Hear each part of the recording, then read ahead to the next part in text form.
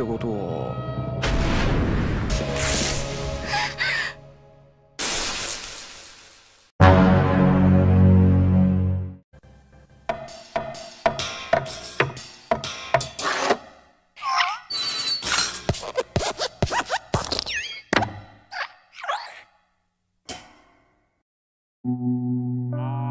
Hai minasan, terima kasih sudah klik video ini dan selamat datang di channel Koronim.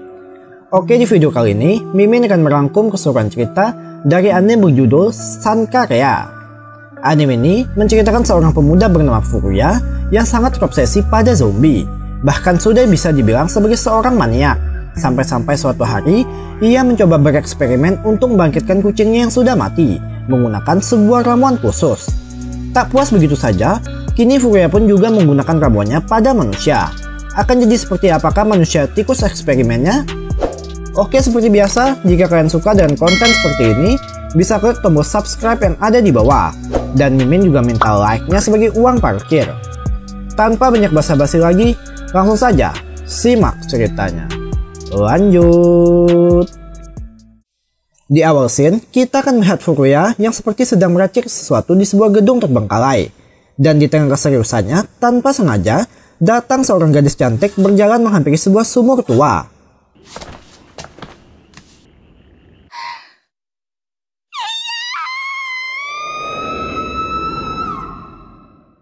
Siapakah gadis itu dan apa masalahnya? Kita akan tahu nanti. Lalu scene flashback ke beberapa hari sebelumnya, di mana kita akan diperkenalkan pada anggota keluarga Furuya, mulai dari sang ayah bernama Don, adik Furuya bernama Mero, kakeknya yang sudah pikun bernama Jogoro, serta seekor kucing bernama Babu. Jika dilihat sekilas, keluarga Furuya adalah sebuah keluarga sederhana meski tanpa kehadiran seorang ibu. Hingga suatu hari terjadi sebuah tragedi, di mana tanpa sengaja Babu harus mati tertabrak oleh tetangga mereka sendiri.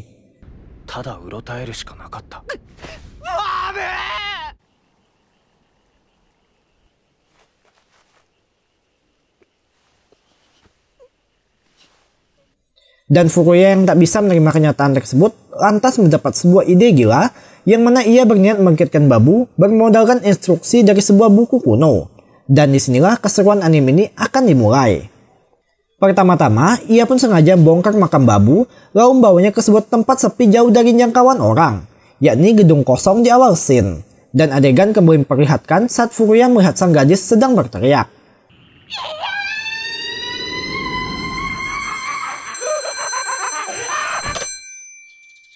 Keesokan harinya, demi menunda pembusukan, Furuya pun menggunakan bongkahan es yang disimpan bersamaan dengan jasad Babu ke dalam sebuah ice box. Dan Mero sendiri yang melihat gelagat aneh dari kakaknya itu mulai curiga. Lalu, saat berangkat sekolah, kita akan diperkenalkan pada teman dari Furuya bernama Yasuda dan Mogi. Dijelaskan, sekolah mereka menimba ilmu adalah sekolah khusus untuk laki-laki, sedangkan di seberang sungai adalah sekolah elit khusus kaum perempuan. Dan rupanya, gadis yang dilihat Furuya semalam adalah putri dari sang kepala sekolah bernama Sankarea.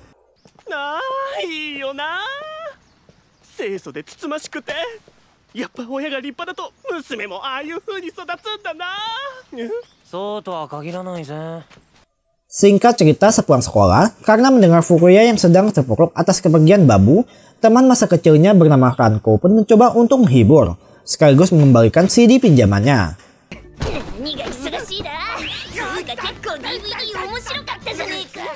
Namun, Furuya malah menanyakan info tentang Sankarea pada Ranko yang kebetulan bersekolah di sana.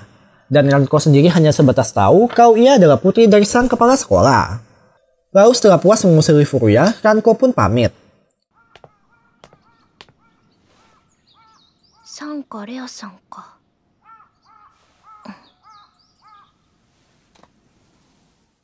Saat malam hari, Furuya pun kembali ke aktivitas barunya dan kini ia pun menyadari kalau racikannya memerlukan sebuah tanaman beracun. Akan tetapi ia tak bisa mengetahui apa bahannya karena pada lembar tersebut mengalami kerusakan. Dan di tengah kebingungannya, Sankarea kembali datang sembari berteriak akan masalah yang sedang ia hadapi. Sedangkan Furuya sendiri nampak menikmati pertunjukan singkat itu.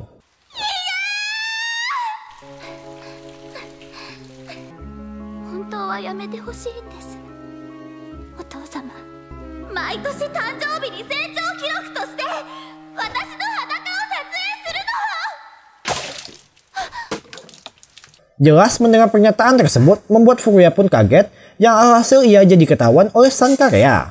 Untuk sejenak, suasana pun jadi canggung. Yang lalu tanpa basa-basi, Sankarya langsung meminta pada Furuya untuk melupakan kejadian tadi.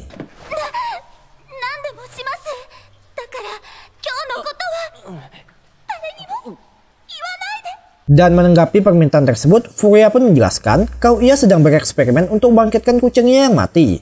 Oleh karena itu, ia berniat ingin menjadikan Sankarya sebagai tikus percobaan.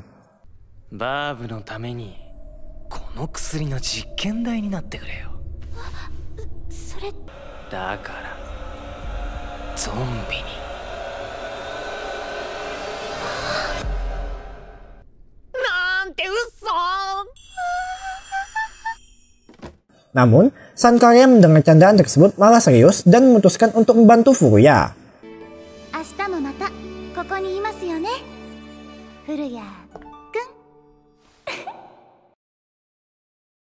Kemudian, scene berpindah ke masa kecil Sankarya, di mana walau terlihat hidup baknya seorang putri raja, namun ekspektasi berbanding terbalik dengan realita, di mana ayahnya yang bernama Danichiro itu adalah seorang yang sangat disiplin, tegas, posesif, dan pecinta kebersihan. Oleh sebab itu, ketika melihat putrinya menangis saat bermain, sang pelayan pun langsung dipecat. Tak sampai di situ, tatkala melihat Sankarya sedang bermain dengan seekor kucing liar, sosok kucing itu pun tak pernah lagi terlihat bersamaan dengan 3 orang pelayan yang mengawasinya. Bahkan lebih parahnya lagi, kita akan mengetahui sisi lain dari ayah Sankarya yang mungkin sudah bisa dibilang melenceng dari batas wajar, di mana setiap kali Sankarya berulang tahun, sang ayah akan mengambil foto putrinya untuk memastikan tumbuh kembang Sankarya. Mungkin pada awalnya hal itu terlihat normal. Namun semakin Sankarya dewasa, kebiasaan tersebut masih belum menghilang, hingga memberikan persepsi aneh dari sang ibu bernama Arya.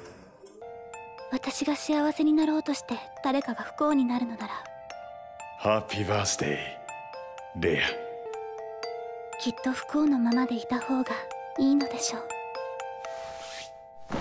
Yang oleh sebab itu, ketika melihat aksi brutal dari film zombie Furuya, ia pun sangat tertarik.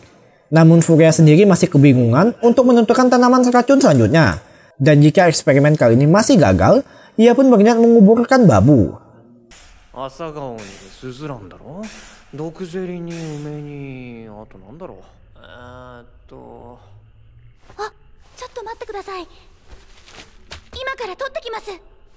Tapi tiba-tiba terlintas sebuah ide yang mana tanpa diduga, Sankarya menggunakan tanaman disebut hortensia yang biasa tumbuh liar di pinggir jalan. Karena menurut pelajaran ayahnya, tanaman itu mengandung sebuah racun. Alhasil, Furuya pun mulai mengulek, mencampurkannya dengan air, cacing, serta semacam bumbu, dan akhirnya ramuan itu pun siap digunakan. Lalu sembari Furuya mengeluarkan babu, Sankarya rupanya diam-diam mengambil sedikit ramuan tersebut, entah untuk apa. Kemudian, Furuya pun mulai minumkan ramuannya itu pada babu, dan disinilah moment of truth dimulai.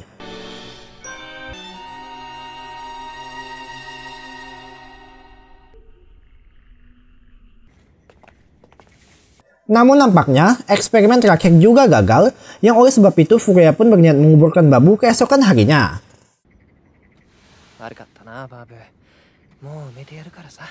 Dan Sankarya mendengar hal tersebut jadi sedikit sedih karena akan berpisah dengan Furuya.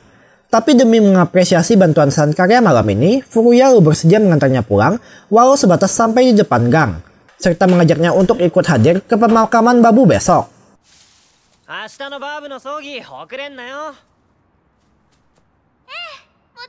Namun tanpa disadari, pertemuan mereka itu disaksikan langsung oleh ayah Sankarya dari kejauhan. Yang alhasil setibanya ke rumah, sang ayah pun langsung murka. Hal yang tak jauh berbeda juga dialami oleh Furuya, di mana karena mendengar dari Mero kalau kakaknya itu selalu keluar setiap malam dengan bawa icebox, Ranko pun jadi curiga.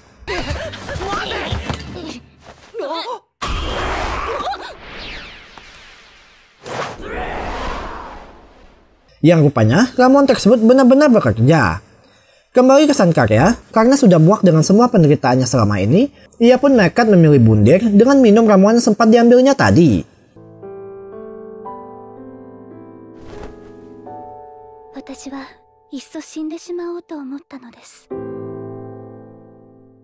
Di alam bawah sadarnya, Sankarya teringat ke momen saat ayahnya murka. Namun ia kembali terbangun di pagi hari, mendapati dirinya tak benar-benar mati. Kemudian, walaupun sebenarnya sangat sedih, Sankarya seorang putri terpandang berusaha menutupi kesedihannya itu dengan senyuman.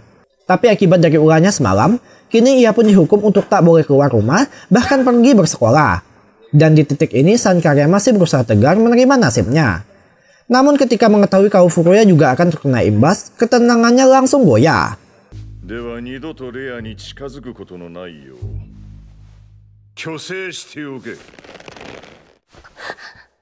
Alhasil, ia pun nekat kembali menyusup keluar hanya demi memberitahu Furuya. Sedangkan Furuya sendiri, kini rahasianya telah diketahui oleh Mero serta Ranko. Dan ia sedang berusaha membujuk Babu untuk turun. Jelas, Ranko yang melihat kalau Babu kini sudah berubah menjadi zombie pun langsung memperingati Furuya akan bahaya dari Babu yang mungkin saja bisa menyebarkan virus zombie. Namun saat perhatian mereka teralihkan, Babu langsung merasa pergi yang lalu dikejar oleh Furuya serta Ranko. Lantas, mereka pun mulai memanjat pagar serta mengikuti kemana arah Babu pergi. Namun saat memasuki gorong-gorong, Ranko harus terpisah karena gunung kembarnya malah terjepit.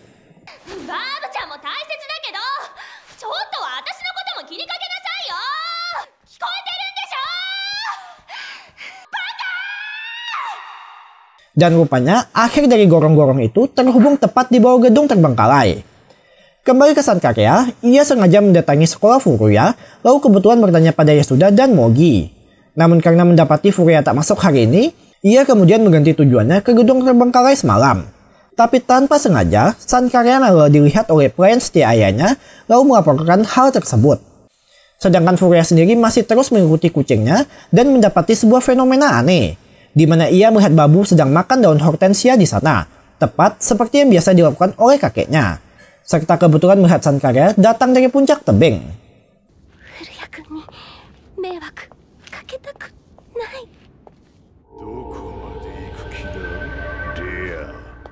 Tapi tiba-tiba muncul ayahnya yang datang untuk menjemput Sankarya pulang.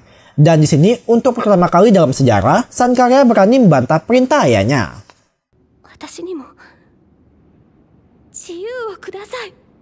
Namun, sang ayah tetap ngotot membawa paksa Sankarya pulang, yang di waktu bersamaan tiba-tiba Babu langsung melompat ke arahnya. Sontak saat melihat seekor kucing kotor datang, sang ayah pun berniat mengusirnya. Tapi secara refleks Sankarya langsung melindungi Babu, yang berujung malah membuat dirinya jatuh dari tebing.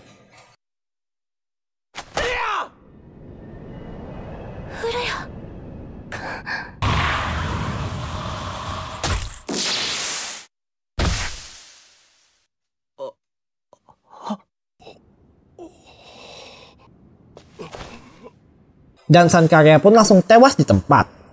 Sontak, Furuya yang melihat kejadian tersebut tepat di depan matanya, langsung terkejut tak percaya apa yang baru saja terjadi.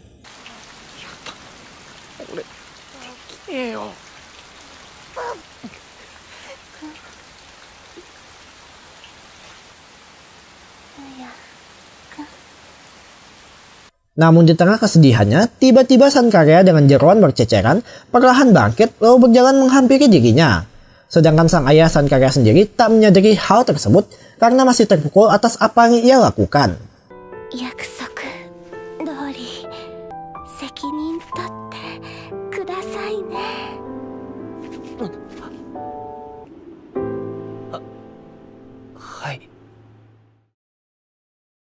Setelah kejadian itu, terlihat ayah Sankarya masih dirundung kesedihan sambil berendam di bak penuh dengan foto putrinya. Dan kini ia pun memutuskan untuk menjadikan Furuya sebagai target balas dendam.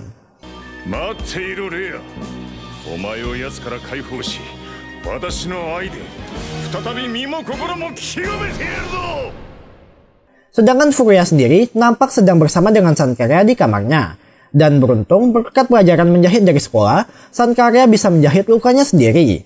Terlihat walau sadar kalau dirinya sekarang telah berubah menjadi zombie, tapi Sankarya nampak tenang dan bahagia karena akhirnya bisa menghirup udara kebebasan. Lantas ia pun minta pada Furuya yang sudah mengubahnya agar bisa memberikan kehidupan layaknya seorang gadis normal.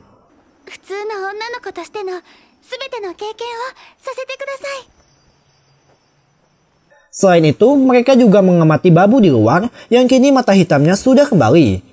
Dan anehnya, Sankarya kelihatan bisa mengerti apa yang Babu ucapkan. Tak sampai di situ, keanehan masih berlanjut karena tiba-tiba Sankarya merasa sengak dan hendak mencium Furuya.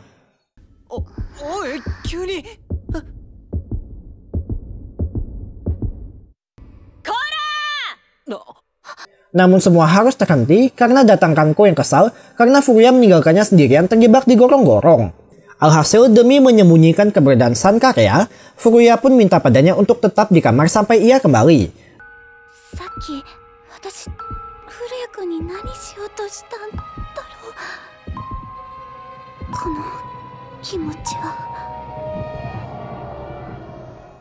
Awalnya Sankarya masih duduk tenang sembari menunggu. Namun lama-kelamaan ia mulai bosan dan memutuskan berjalan keluar. Serta karena tak menemukan keberadaan satu orang pun di rumah, ia lantas berniat membersihkan diri. Terlihat karena sekarang sudah menjadi zombie, Sankarya jadi tak bisa merasakan panas atau dinginnya suhu. Tapi tetap saja mandi membuatnya merasa lebih nyaman. Dan di tengah keasikannya, tiba-tiba muncul kakek Furuya yang salah mengira kalau Sankarya adalah mendiang istrinya.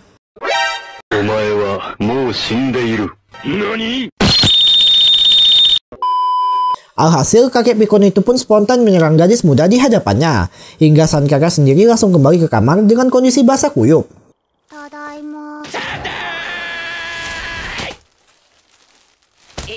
Sekembalinya Furuya ke kamar, ia langsung terkejut saat melihat kondisi Sankarya yang terbaring hanya dengan handuk di lantai, serta menyadari kini Sankarya sedang dalam fase rigor mortis, atau fase di mana otot mayat menjadi kaku atau mengalami pengerasan.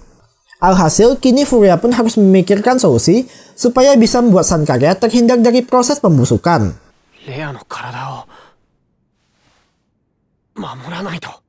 Langkah pertama yang dilakukan Furuya adalah menyalakan AC dan biarkannya beristirahat. Sedangkan Furuya sendiri akan tidur di dalam kuil sambil memikirkan rencana kedepannya nanti. Dan saat pagi hari, karena tak aman membiarkan Sankarya terbaring di ranjang, Furuya lantas menyembunyikan keberadaannya ke dalam sebuah lemari.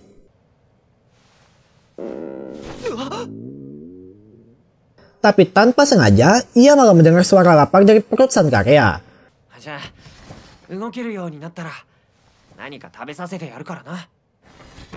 Dan makanan apakah yang dibutuhkan seorang zombie? Kemudian, karena kebetulan hari ini sekolah sedang libur, ia yang harusnya memikirkan cara untuk mengawetkan Sankarya, malah dipaksa bersih-bersih kuil.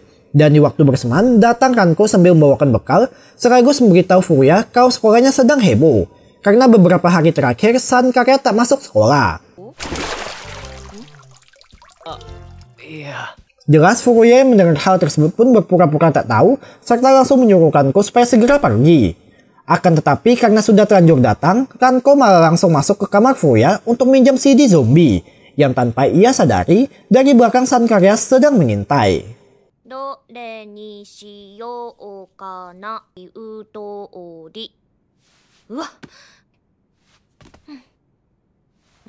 Tanpa sengaja, Kanko malah menemukan sehelai rambut panjang dan pastinya bukan milik Furuya.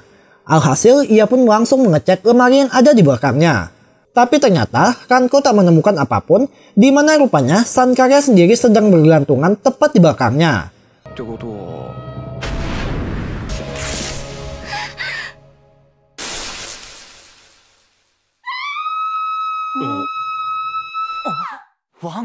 Sontak Furuya mendengar suara jeritan Kanko, langsung bergegas kembali ke kamarnya, lalu mendapati sebuah pemandangan indah di mana Sankarya sedang menjilati gunung kembar Kanko. Tapi dengan cepat, ia pun langsung memisahkan mereka. Dan kini, Sankarya menjadikan Furuya sebagai mangsa baru.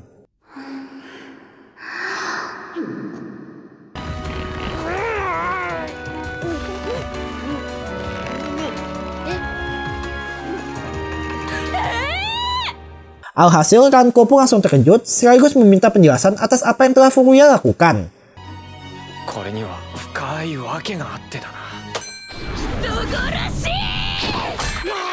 Namun saat perhatian mereka teralihkan, Sankarya sendiri menyelinap keluar mengikuti Babu. Dan rupanya mereka pergi ke halaman belakang untuk makan daun hortensia. Lalu perlahan kesadaran Sankarya mulai kembali. Di titik ini, Furuya langsung mengerti kalau cara untuk membuat kesadaran zombie tetap terjaga adalah dengan rutin makan daun hortensia.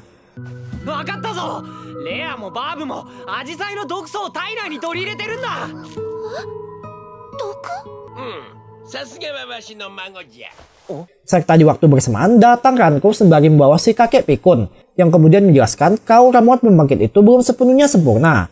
Efeknya mungkin bisa menunda pembusukan tapi tak bertahan selamanya. Yang oleh karena itu cara agar tak membusuk adalah dengan rajin berolahraga, suhu tubuh harus rendah, serta mendapat asupan rutin hortensia. Namun sebelum sempat memberitahu semuanya, Ranko spontan melempar pot ke arah si kakek hingga membuatnya kembali pikun. Dan situasi Furia semakin dipersulit ketika ayahnya langsung menanyakan tentang siapa gadis itu. Lantas Furia pun dengan penuh keseriusan meminta pada ayahnya untuk membiarkan Sankarya tinggal bersama mereka, walau tak memberitahu kebenaran kalau Sankarya adalah seorang zombie. Dan tanpa diduga, ayahnya yang seorang biksu itu menerima dengan lapang dada kedatangan Sankarya. Dan dari sini, kisah seorang manusia yang tinggal bersama zombie pun baru dimulai.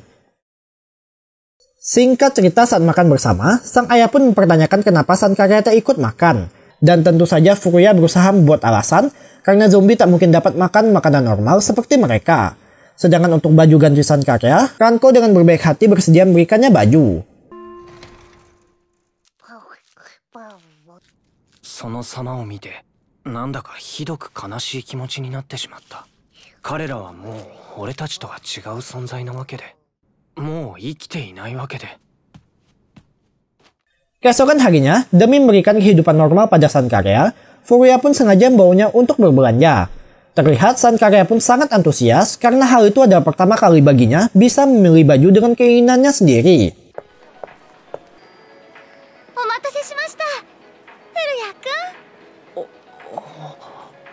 Dan Furuya juga sengaja memberikan Sankarya sebuah mantel agar bisa melindungi kulitnya dari sinar matahari. Akan tetapi, karena sekarang sudah menjadi zombie, Sankarya sendiri tak bisa meneteskan air mata harunya. Namun tanpa disadari, setiap gerak-gerik mereka ternyata sudah diawasi oleh beberapa bawahan Danichiro, di mana mereka sedang menunggu momen pas untuk menculik Sankarya. Dan ketika Furuya hendak memberi makanan sebentar, disinilah mereka mulai melancarkan aksi penculikan.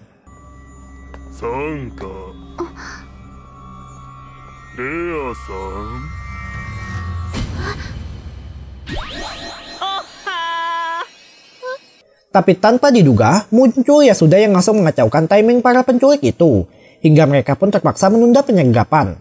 Dan dengan lancangnya, Yasuda langsung menarik Sankarya untuk duduk di bawah teriknya sinar matahari. Jelas Sankarya yang seorang zombie pun agak enggan atas ajakan tersebut. Dan para penculik yang melihat momen pas, lalu kembali melancarkan aksinya.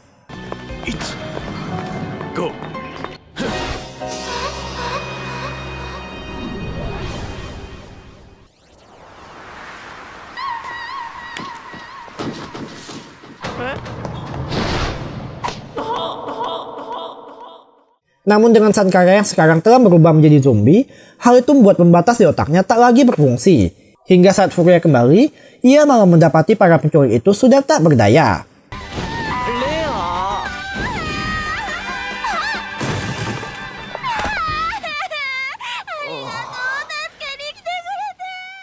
Awalnya, Furuya pun hendak bertanya siapa dan apa tujuan mereka. Namun para penculik itu kini mengganti rencana dengan malah menculik Furuya yang kemudian langsung membawanya pergi. Dan hal apakah yang selanjutnya akan dihadapi Furuya? Sementara itu, Sankarya langsung yakin kalau yang menculik Furuya tadi adalah anak buah suruhan ayahnya. Dan oleh karena itu, ia pun bergegas kembali ke rumah. Kembali ke Furuya, terlihat ia sudah sampai di kediaman Sankarya dan sedang disekap di sebuah ruangan. Belum diketahui apa yang ingin ayah Sankarya lakukan pada dirinya. Tapi yang pasti Furuya tak tinggal diam saja menunggu dieksekusi.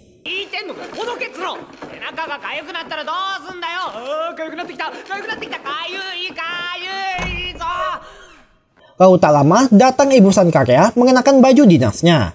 Dan terkuaklah sebuah fakta kalau Arya sebenarnya adalah seorang jablay, di mana dirinya adalah istri kedua dan bukanlah ibu kandung Sankarya. Dijelaskan semenjak kecil, para pelayan selalu berusaha mendekati Danichiro dengan harapan agar bisa menjadi bagian dari keluarga konglomerat. Dan salah satu pelayan ternyata adalah Arya. Akan tetapi, sikap Danichiro pada pelayannya selalu dingin, seperti tak memiliki ketertarikan pada wanita. Hingga suatu hari saat keluarganya mengadakan perlombaan terbuka, datang seorang gadis lumpuh mengucap selamat atas kemenangan Danichiro.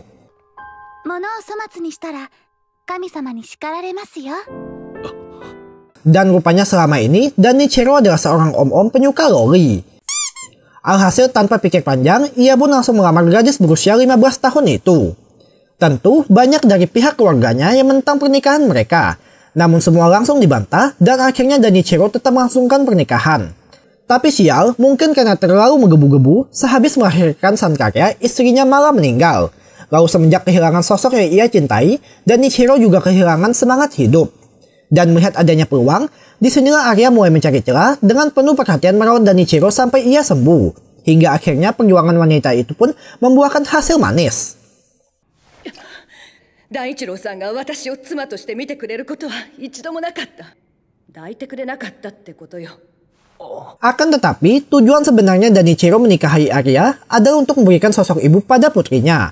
Hingga suatu hari karena tak tega melihat perjuangan Arya demi mendapatkan cinta Danichiro, sang pelayan pun menunjukkan sebuah kenyataan pahit, di mana Danichiro sedang foto putrinya dengan berbagai macam gaya.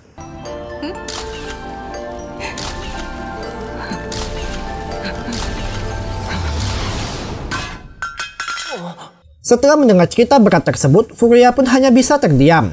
Tapi Arya malah menggodanya dengan sengaja mengajak Furuya untuk bercocok tanam.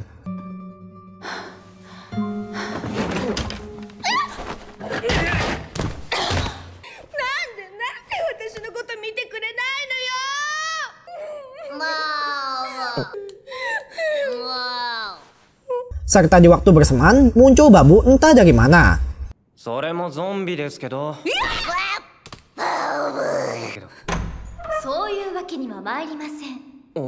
Dan sekarang tibalah giliran Furuya untuk bertemu dengan Danichiro.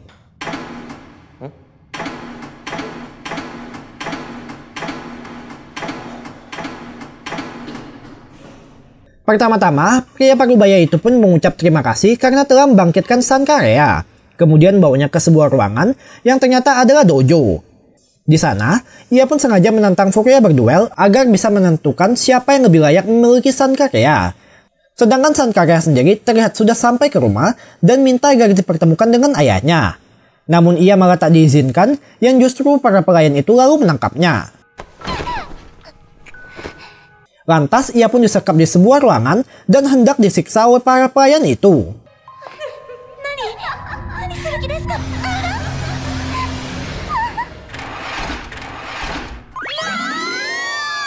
Tapi rupanya mereka hanya ingin buat Sankarya bercosplay mulai dari kostum maid sampai kostum bunny. Alhasil karena tak punya waktu untuk meladeni fetish mereka, Sankarya pun langsung berontak.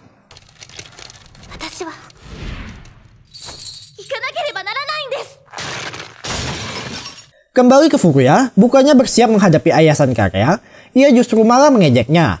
Mulai dari sengaja menculik dirinya lalu mengajak berduel, serta mengolok kebiasaan aneh pria itu.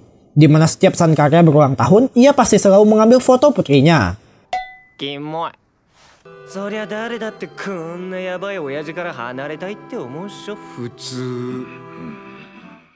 Tak hanya itu, Furuya terus saja mengoceh, hingga Danichiro yang kesal pun langsung menusuknya dari belakang.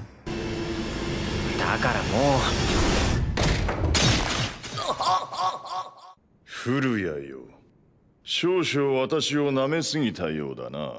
なあ、レアよ。Namun anehnya, walau sudah tertancap pedang, tapi Furuya sama sekali tak merasakan sakit.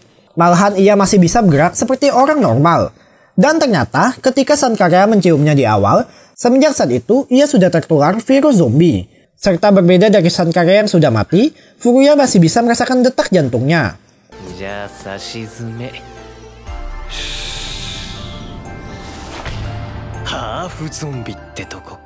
Sontak Danichiro yang masih belum menyerah hendak langsung kembali menyerang Furuya. Tapi beruntung serangan itu digagalkan oleh Sankarya, serta ia juga dengan tulus menjelaskan pada ayahnya yang walau sekarang hidup sebagai seorang zombie tapi jauh lebih bahagia ketimbang saat menjadi manusia. Kemudian, kini giliran Furuya yang berusaha meyakinkan calon mertuanya itu.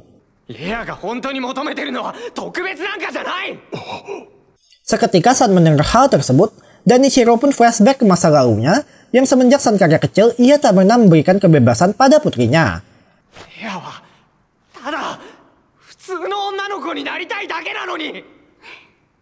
Dan akhirnya, ayah San Karya pun tersadar sambil meneteskan air mata penuh penyesalan. Serta Furuya juga dengan jujur minta bantuan pada Danichiro karena sadar dengan kemampuannya yang terbatas baik dari segi finansial maupun intelektual.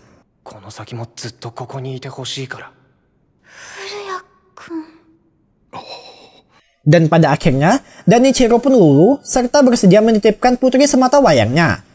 Tapi tepat setelah Danichiro pergi, Furuya tiba-tiba mengalami pendarahan hebat hingga ia pun jatuh pingsan.